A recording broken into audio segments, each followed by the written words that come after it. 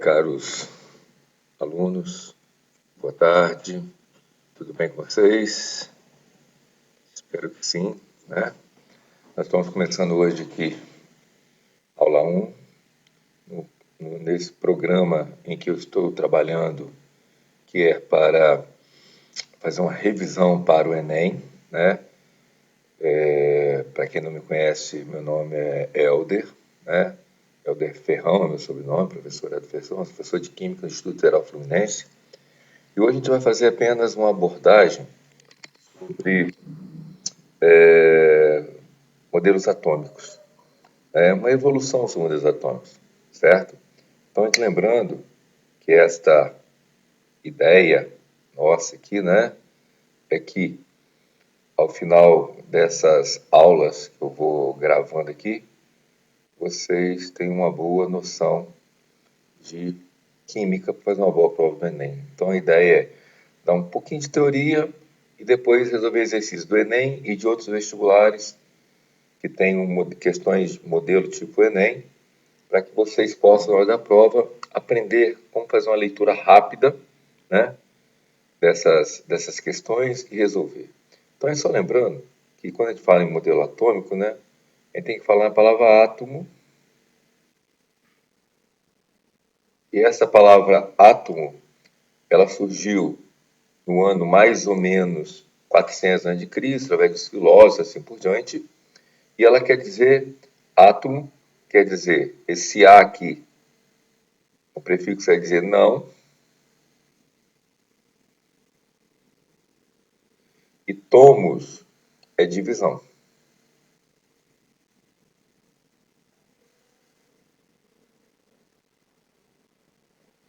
Então, inicialmente, a palavra átomo quer dizer indivisível.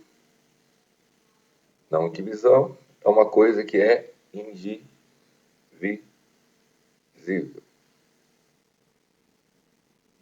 Só que esta ideia de indivisibilidade ela surgiu lá antigamente, quando não se tinha nenhum aparato, né? Nenhum tipo de aparelhos para fazer o estudo de átomo. Hoje a gente sabe que não é assim. Então a gente vai falar nessa evolução do modelo. E essa evolução dos modelos atômicos, ela surge por um cientista chamado John Dalton, em 1808, em que ele fala que o átomo ele é igual a uma bola de bilhar.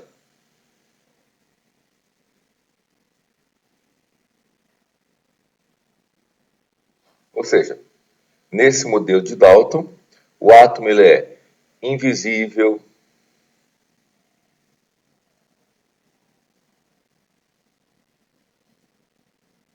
indivisível,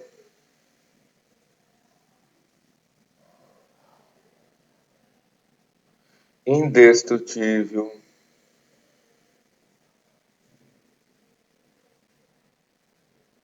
São várias ideias do átomo nesse modelo, né? Ou seja, como ele não conseguia ver o átomo, como ele não conhecia partícula nenhuma, nem prótons, nem elétrons, nem nêutrons, e como ele seguia o modelo de Lavoisier, que diz nada se perde, nada se cria, tudo se transforma, os átomos, durante uma reação química, permaneciam o mesmo, só havia os rearranjos moleculares, né?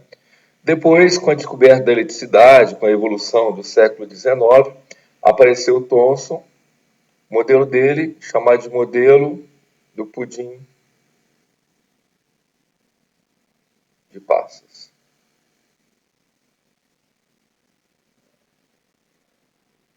Onde o átomo é formado por uma massa positiva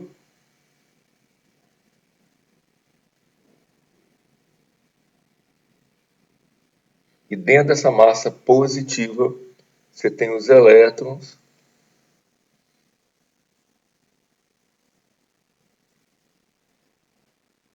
que são partículas negativas.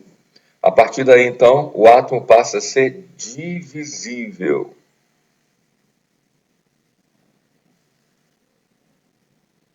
Divisível por quê? Porque existe uma partícula que compõem isso. Então, dentro do átomo existe uma partícula menor ainda do que o átomo, que são os elétrons. Mais à frente, 1911, século XX, Rutherford vai falar que o átomo tem núcleo,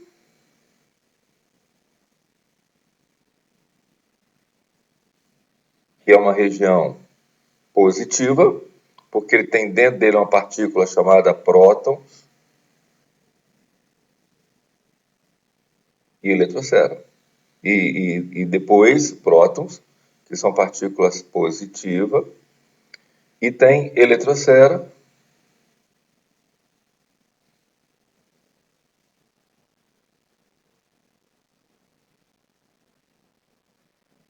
que tem os elétrons,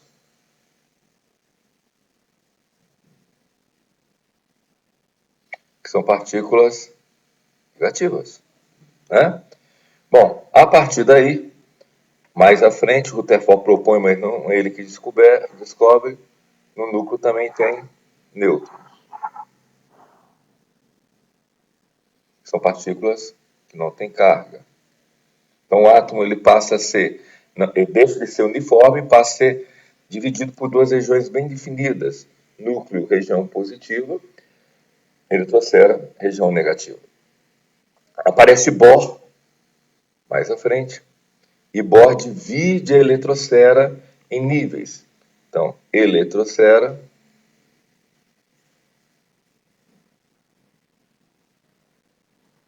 dividida em níveis de energia. E aí surgem as camadas, K, L, M, N, O, P, Q. Esses níveis são divididos depois em subníveis, né? E os subníveis são divididos em orbitais. Aí vai aparecer mais à frente esse modelo, que é o modelo atômico moderno, em que o elétron não tem uma posição definida dentro do átomo. É uma região de máxima, a eletrosfera passa a uma região de máxima probabilidade de encontrar os elétrons. Só que esse modelo atômico atual de orbitais, o Enem não cobra. Ele cobra basicamente o modelo de Dalton, Thomson, Rutherford, Bohr, né?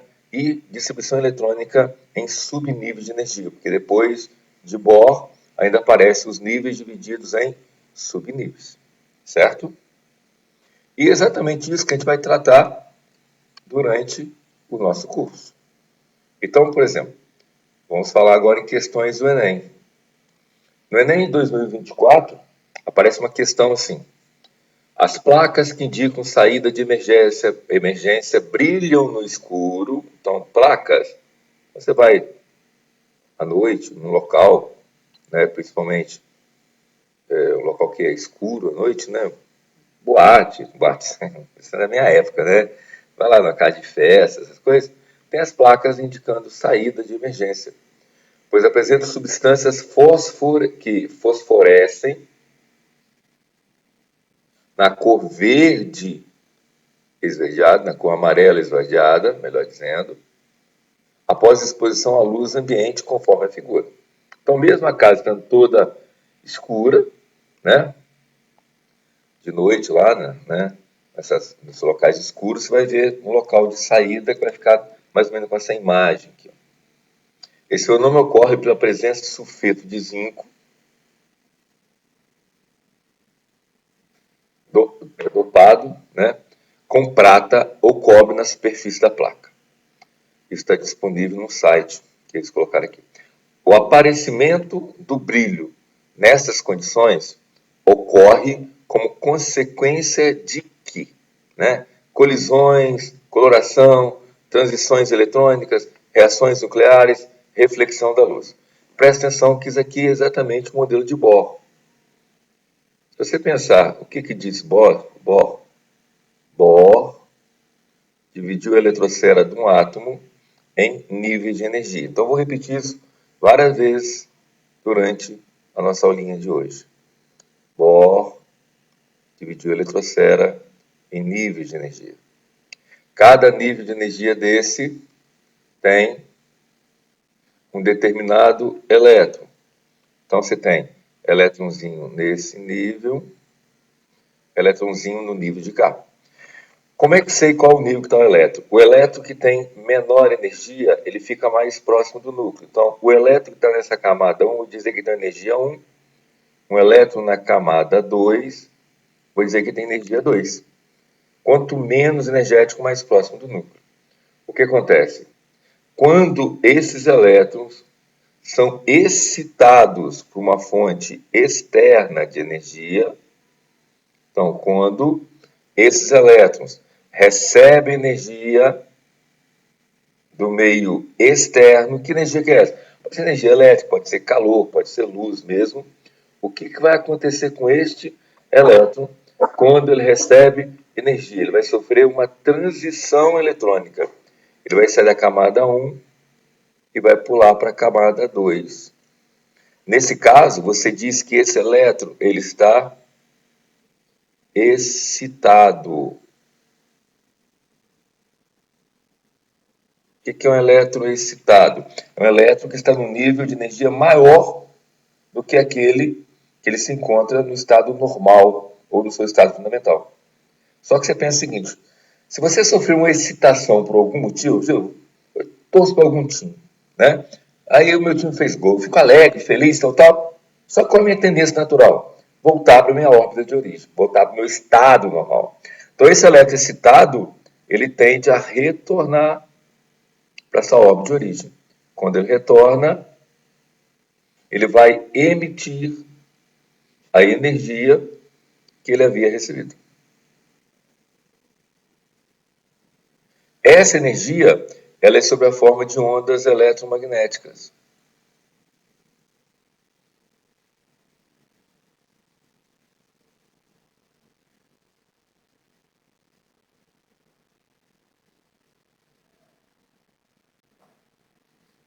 E dependendo do comprimento dessa onda, né? Aí a gente tem que pensar um pouquinho lá na física, que fala em ondulatória. Essa distância que vem daqui aqui, ó, é o comprimento de uma onda. Dependendo do comprimento dessa onda, ela pode cair no visível e ter cores diferentes.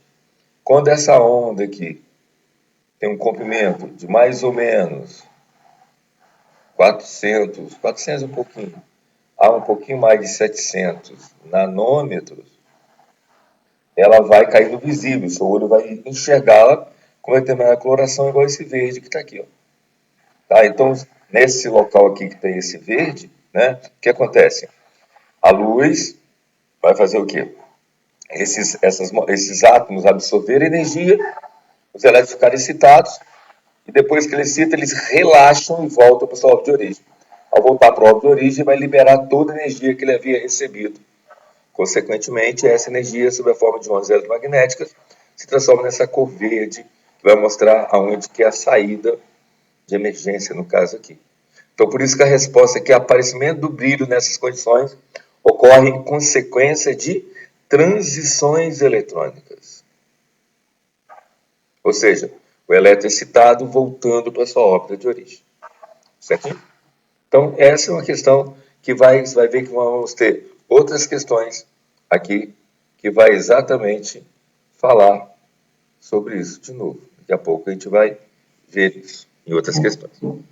Aqui nós temos uma questão do Enem de 2019 que fala em Dalton. Vai falar em John Dalton, né? Então, nessa questão, ele fala, Dalton publicou no seu famoso livro Um Novo Sistema de Filosofia, né? Um novo sistema de filosofia química, no qual continha 5 postulados que serviam como alicerce da primeira teoria atômica da matéria, fundamentado no método científico. Esses postulados são numerados a seguir. Então, esses postulados eles já seguem um método científico, né? Não é igual aos filósofos, e ele se baseia muito nas ideias de Lavoisier, que havia feito várias experiências, né? Então ele vai falar nesses postulados, e aqui embaixo, após o modelo de Dalton, outros modelos baseados em outros dados experimentais evidenciaram, entre outras coisas, a natureza elétrica da matéria, outros modelos, não de Dalton, a composição da organização do átomo, e a quantização da energia no modelo atômico. Então, quer dizer, no modelo de Dalton, não fala, após o modelo de Dalton. Então, no modelo de Dalton, não vai falar em natureza elétrica da matéria, não vai falar em composição da organização do átomo, porque ele não sabia de prótons, elétrons e nêutrons, não vai falar em quantização de energia igual ao diz Bohr. O modelo de Dalton, ele não fala nada disso. Com base no modelo atual, vamos falar até um modelo de energização de Thomson, embora o atual seja mais para frente, o modelo quântico. Com base no modelo atual que descreve o átomo, qual dos postulados de Dalton ainda é considerado correto? Então a gente vai começar a ler. Primeiro, a matéria é constituída por átomos indivisíveis. Lógico que isso não é correto atualmente. Dalton disse isso, mas você sabe atualmente que o átomo ele tem partículas. Então, isso não é atualmente aceito mais. Né? Depois que descobriram todas as partículas que formam a matéria, que formam o átomo, que dá origem à matéria, isso hoje em dia não é aceito mais. Todos os átomos de um elemento químico são idênticos em massa e todas as outras propriedades. Presta atenção nisso aqui. São idênticos em massa. Isso é falso. Por quê? Naquela época não se conhecia o conceito de número atômico. Então, naquela época, os elementos eles eram definidos pela sua massa. Atualmente, um elemento químico ele é definido pelo número atômico.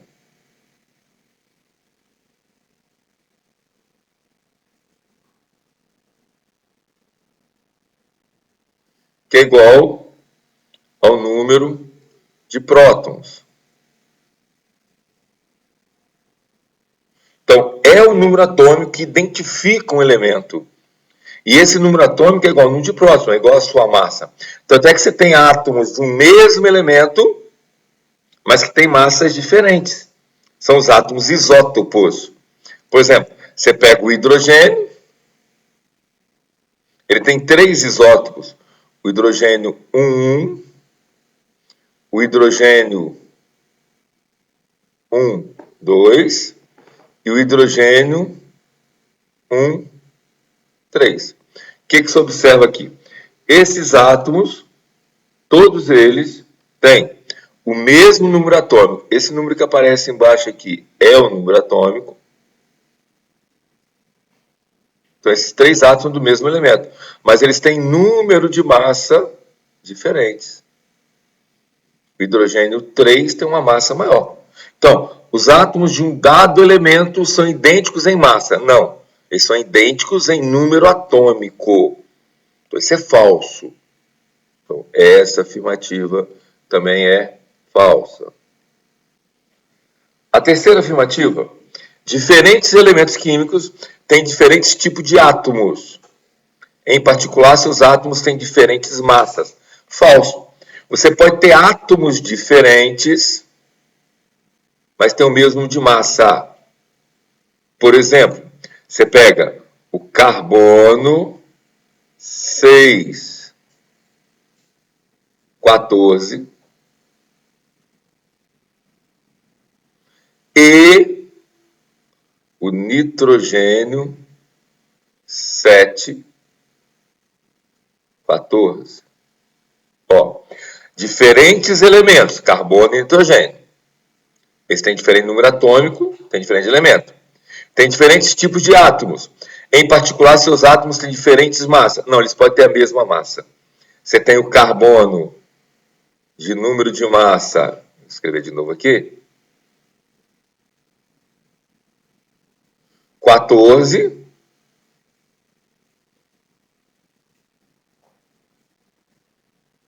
Isso tem um nitrogênio de massa 14. Então você pode ter átomos de diferentes elementos, mas que tenham igual número de massa, chamados de isótopos.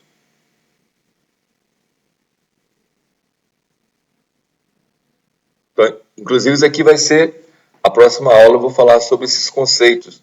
Número atômico, número de massa, isótopos, isóbaros, isótonos. Falei até errado aqui. Só chamar de átomo isóbaro. Barus. Isótopos não. Isótopos são esses daqui, mesmo número atômico. Então aqui nós temos átomos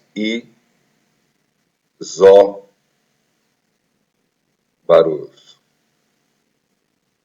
São átomos que têm igual número de massa. Então são átomos diferentes, mas não necessariamente eles têm diferente número de massa. Então isso aqui também é falso. Certinho? Próxima afirmativa. Átomos de elementos combinam com átomos de outros... Não, desculpa. A 4. Os átomos são indestrutíveis e nas reações químicas mantêm suas identidades. Olha, isso daqui foi válido até a descoberta da radioatividade. A partir da descoberta da radioatividade,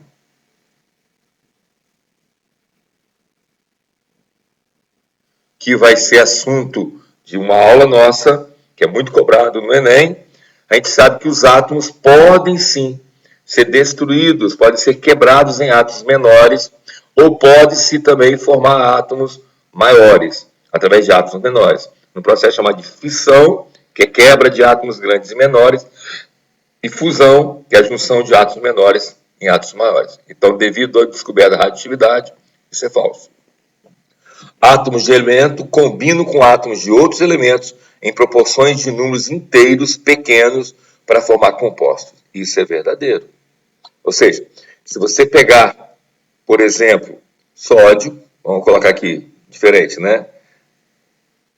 Nitrogênio sob a forma de substância diatômica mais oxigênio, isso pode produzir, por exemplo, o N2O5. Logicamente que aqui você vai ter uma soma para balancear isso aqui, né? Deixa eu colocar isso um pouquinho mais longe, só para ficar mais fácil de balancear. Nitrogênio mais 5 meios de oxigênio produz N2O5, né? 5 meios é 2,525. Mas eu também posso fazer uma outra reação assim. Nitrogênio mais 2 de oxigênio, produzindo N2O4. Certo? Nitrogênio mais 2 de oxigênio produzindo N2O4, que eu posso simplificar aqui e dar NO2. Tranquilo? Ok. Ou seja, átomos de elementos combinam com átomos de outros elementos, átomos de nitrogênio combinam com átomos de oxigênio, em proporções de números inteiros pequenos para formar compostos. Você pode formar compostos diferentes, a proporção aqui é de 2 para 5, e a proporção aqui é de 2 para 4, que eu também poderia escrever como 2 de NO2, através de uma simplificação aqui, 2 simplificado por 2 dá 1, 4. Então, essa daqui é a única afirmativa que atualmente, dos modelos de Dalton, são aceitos, pois que a resposta correta é a letra E. Certo?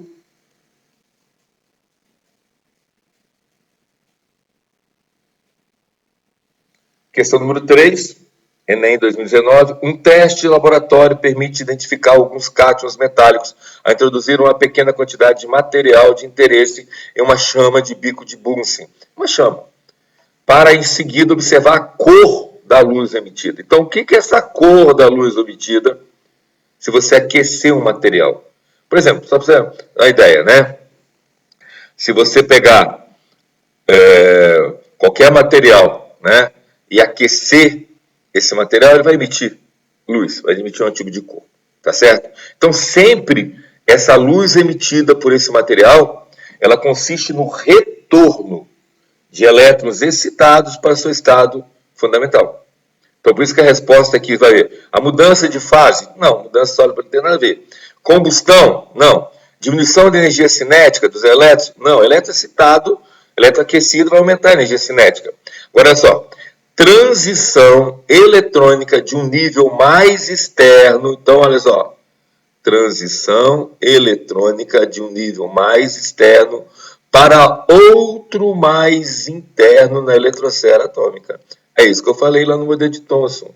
O elétron, primeiro ele ganha energia, ele fica excitado, o elétron.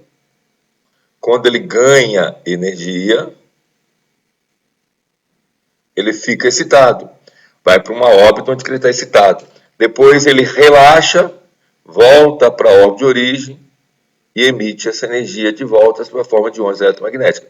É a transição eletrônica de um elétron excitado para sua órbita de origem. Por isso que a resposta é correta, letra D.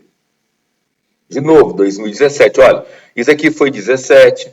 Essa daqui de cima foi 19. Se a gente observar a outra que eu já tinha feito com vocês lá em cima, né? Foi lá em 2024, ó. E olha só, 2017 já tinha caído. Um fato corriqueiro ao ser cozinhar arroz ou derramamento de parte da água de cozimento sob chama azul do fogo, mudando para uma chama amarela. Essa mudança de cor pode sustentar interpretações diversas relacionadas às substâncias presentes na água de cozinha. Além do sal de cozinha, nela se encontram carboidratos, proteínas, sais, minerais. Cientificamente sabe-se que essa mudança de cor da chama ocorre pela... Então, olha só. Reação do gás de cozinha? Não. Emissão de fótons pelo sódio excitado por causa da chama. Então, olha só. Essa é a resposta. O que acontece? O elétron do sódio é excitado. Tá legal? Por causa da chama. A chama excita o elétron. Quando ele volta, emite fótons. Fótons vamos chamar de luz, uma fonte de energia visível. Produção de derivado amarelo, reação de gás de cozinha, excitação de moléculas. Não. O cara coloca esse negócio de moléculas, essas coisas, só para tentar confundir você, carboidrato, proteínas, sais minerais. Sempre você tem que bater nessa tecla. Toda vez que você excita um tipo de átomo que está presente nas substâncias químicas, através de aquecimento, de corrente elétrica e assim por diante, quando ele volta, ele emite uma onda eletromagnética, né?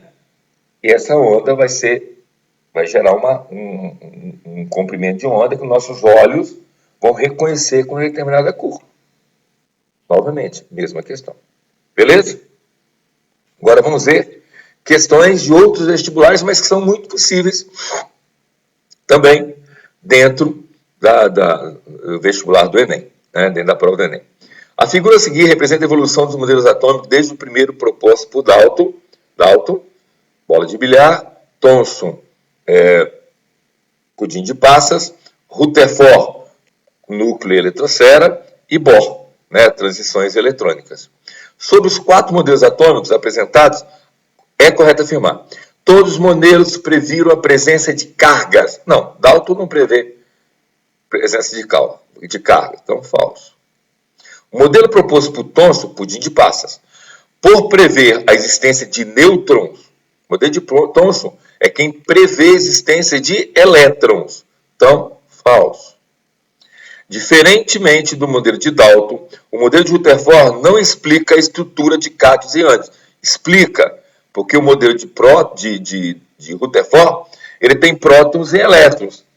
E a presença de cátions e ânions, ela ocorre o quê? Toda vez que um átomo perde elétrons, ele fica positivo, vira cátion. Toda vez que um átomo ganha elétron, ele fica negativo, forma ânions. Então, consequentemente, o modelo de Rutherford já nos permite a presença de cátions e ânions. Apenas o modelo de Bohr, com o advento de balança de pressão, considerou a diferença de massa entre os elementos. Não. Todos os modelos já falam em diferentes massas. Todos. Tá certo? Então, falso. Elementos radioativos não poderiam ser explicados pelo modelo proposto por Dalton. Isso daqui é verdadeiro. É verdadeiro. Coloquei falso aqui. Mas isso aqui é verdadeiro. Por quê? O que são elementos radioativos? São elementos que emitem partículas radioativas. O que são partículas radioativas? Chama de partículas alfa, partículas betas. Partícula alfa é a emissão de prótons e nêutrons por um átomo. E a partícula beta é a emissão de elétrons. Então, elementos radioativos não poderiam ser explicados pelo modelo de Dalton. Por quê? no modelo de Dalton não se conhecia nem prótons e nem elétrons. Futuramente eu vou falar em radioatividade, elementos radioativos. Elementos radioativos são elementos que emitem partículas ou do núcleo ou da eletrosfera de um átomo e emitem também ondas, que são as radiações gamas. Então, realmente, elementos radioativos não poderiam ser explicados pelo modelo proposto por Dalton. Não poderiam ser explicados. Por quê? Porque o modelo de Dalton é um modelo que não fala em partículas dentro do átomo. Certo?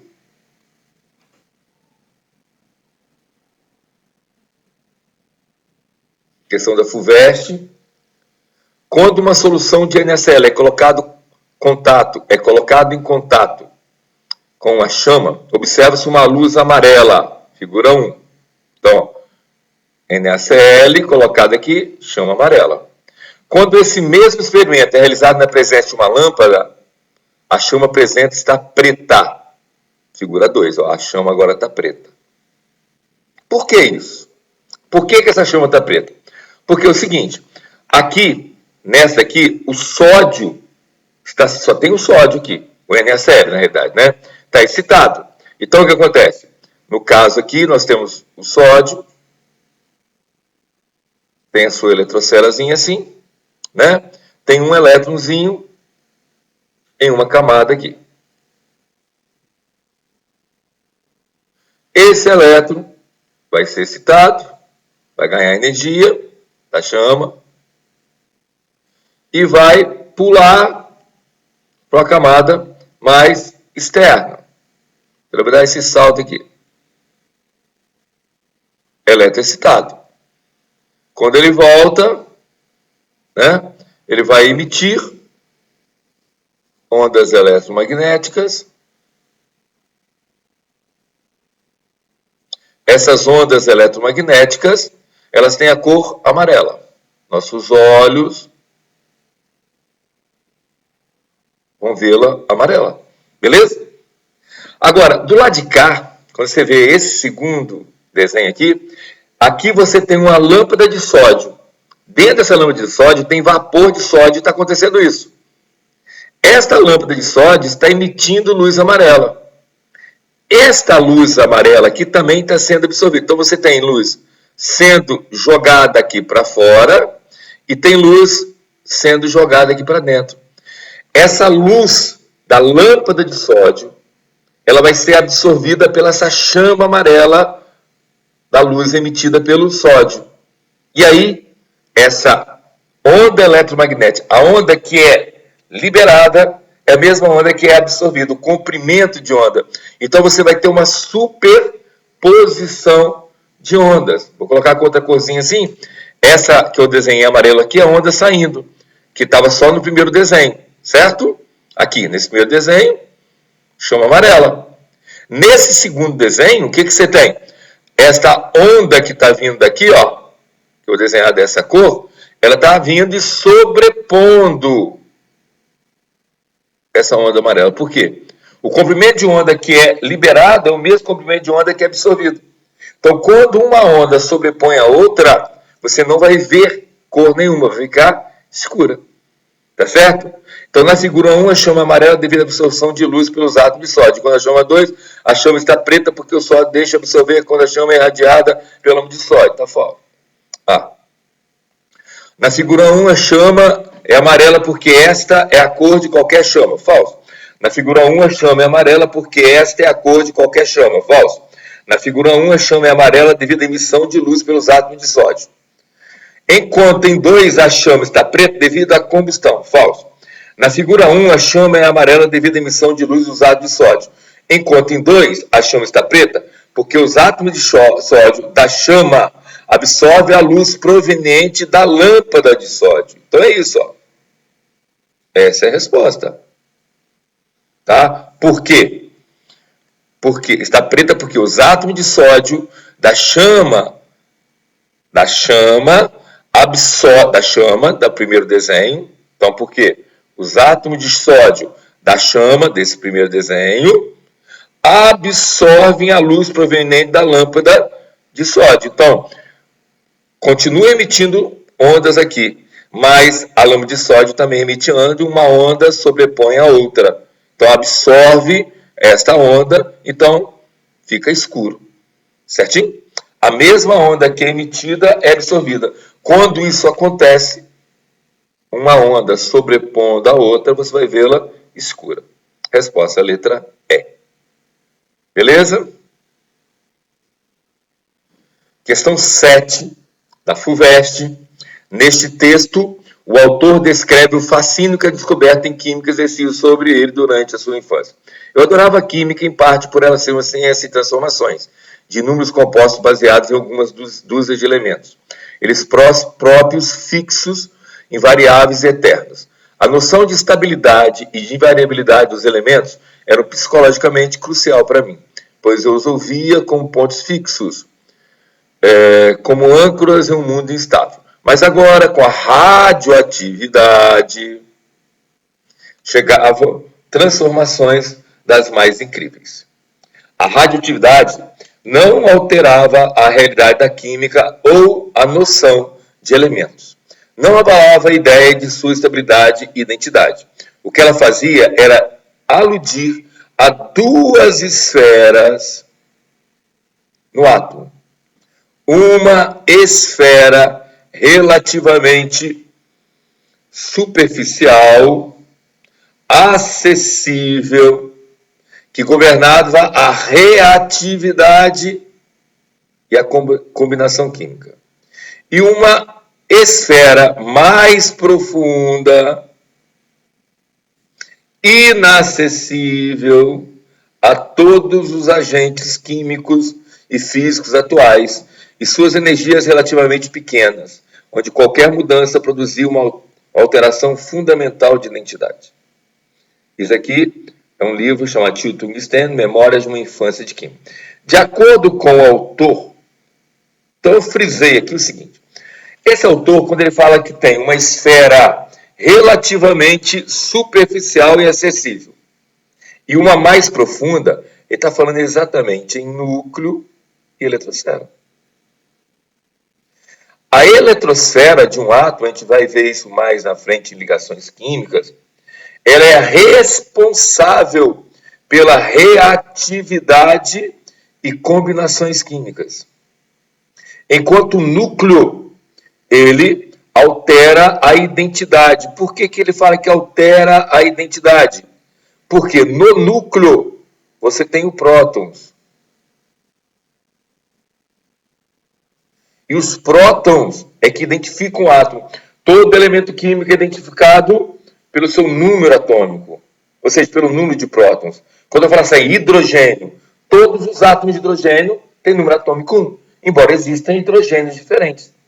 Falo oxigênio, número atômico 8. Todos os átomos de oxigênio têm número atômico 8. Tá? Então, a identidade. Com a descoberta da radioatividade, você vai alterar o núcleo do átomo. Altera, então, a identidade desses átomos. Enquanto a eletrosfera é responsável pelas reações químicas, fenômenos químicos. Então, de acordo com o autor, o trecho, eles próprios fixos, invariáveis, eternos, remete à dificuldade que a quebra de ligações químicas que são muito estáveis. Esferas relativamente superficiais, esferas mais profundas, diz respeito, respectivamente, à eletrosfera e ao núcleo do átomo. Esta é a afirmativa correta. Esfera relativamente superficial e esfera mais profundas referem-se, respectivamente, aos elétrons da camada de valência envolvida nas reações químicas e os elétrons da camada interna. Falso. As energias envolvidas nos processos de transformação de um átomo em outro, como ocorre com materiais radioativos, são relativamente pequenas. Não, em radioatividade, a energia é muito grande. Lembra-se que o Sol é uma grande reação nuclear radioativa. Né? A expressão alteração fundamental da identidade relaciona-se à capacidade que um átomo tem de fazer ligações químicas. Não, a identidade está relacionada com o número atômico, relacionado com o número de prótons, relacionado com o núcleo. Não tem nada a ver com ligações químicas, que é da eletrosfera. Então, por isso que a resposta correta é a letra B. Certinho? A exatos 100 anos, John Johnson determinou pela primeira vez a relação entre a massa e a carga do elétron, que pode ser considerado como a descoberta do elétron. É reconhecida como a contribuição de Thomson no modelo atômico, o átomo ser indivisível. Não. Quem disse que o átomo é indivisível é Dalton. A existência de partículas subatômicas. Isso é verdadeiro, porque a partir do modelo de Thomson, nós temos a descoberta dos elétrons. Partículas subatômicas. E o átomo deixa de ser indivisível e passa a ser divisível. Questão 9. A figura a seguir foi proposta por um ilustrador para representar um átomo de lítio no estado fundamental segundo o modelo de Rutherford. Lembrando uma coisa, na prova da UERJ, na prova do Enem não tem tabela periódica, na prova do UERJ tem tabela periódica, então você teria que ir lá no lítio e consultar. O lítio é um elemento de número atômico 3 e número de massa 7. Esse número atômico indica que ele tem 3 prótons no núcleo. O número atômico é o número de prótons. E esse número de massa aqui, ó, ele é igual a prótons mais nêutrons. Como ele tem 3 prótons, então ele tem 4 nêutrons. Como ele fala do átomo de lítio, é um átomo nêutron, onde o número de elétrons é igual ao número de prótons, então ele tem 3 elétrons. Então, se você observar aqui, ó, nêutron, tem 4 aqui, ó, pode olhar, 4 nêutrons aqui. Prótons, que é essa bolinha branca, tem 3 prótons. E elétrons tem 3 elétrons.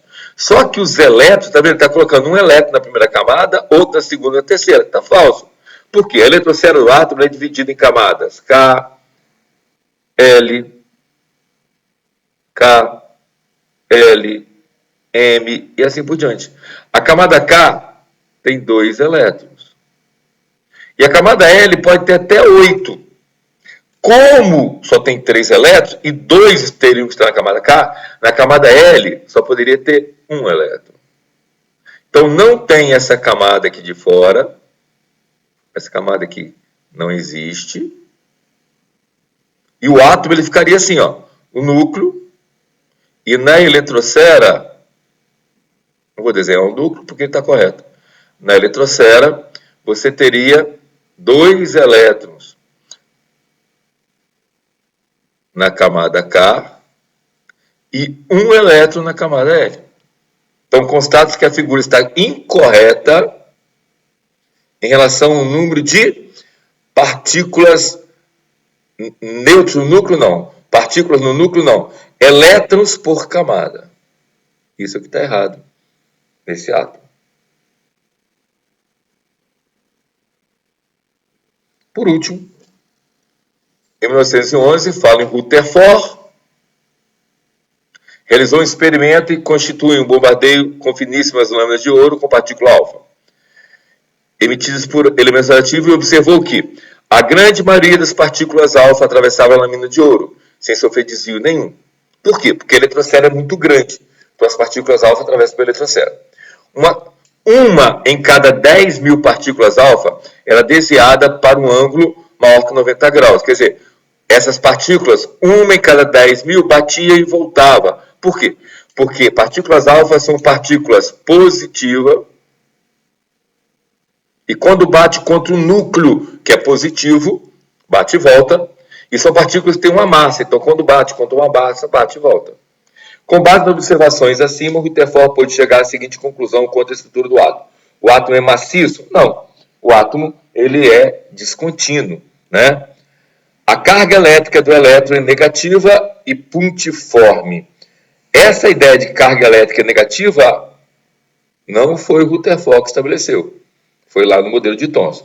O ouro é radioativo e um bom condutor de corrente elétrica. O núcleo do átomo é pequeno e contém a maior parte da massa. Sim. Por que o núcleo do átomo é pequeno? Porque ele diz que uma em cada 10 mil partículas. E por que ele tem grande massa? Porque bate e volta. Se o núcleo não tivesse massa, as partículas alfas que têm massa bateria e passaria por cima.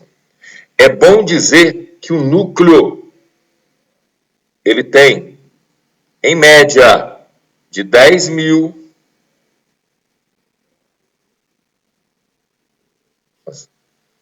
de 10.000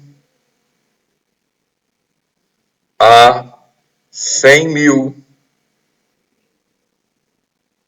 vezes maior que a letra C. 10.000 a 100.000 vezes menor que a eletrosfera. Guarda isso. O núcleo é de 10.000 a 100.000 vezes menor do que a eletrosfera.